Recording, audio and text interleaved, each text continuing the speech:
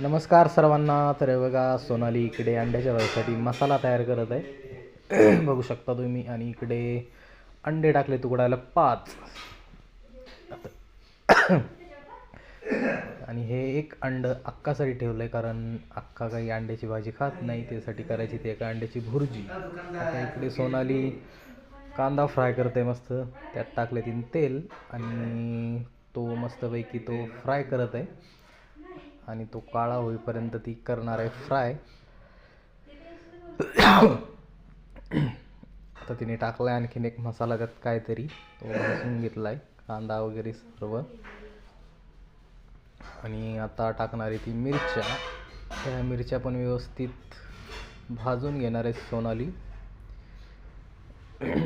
मग मिरच्या व्यवस्थित भाजून घेते. आता टाकलं आहे खोबरं. खोबरं पण मस्त काळं होईपर्यंत भाजून घ्यायचं. आता मसाला भाजून घेतला आहे सोनालीने सर्व. खोबरं, मिरची, कांदा, डाळ. हे बघा, बघू शकता तुम्ही.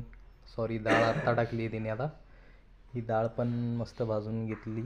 आणि आता सर्व मसाला मिक्सर जारमध्ये टाकला आहे आणि मिक्सरमध्ये काढून घेणार आहे आत्ती.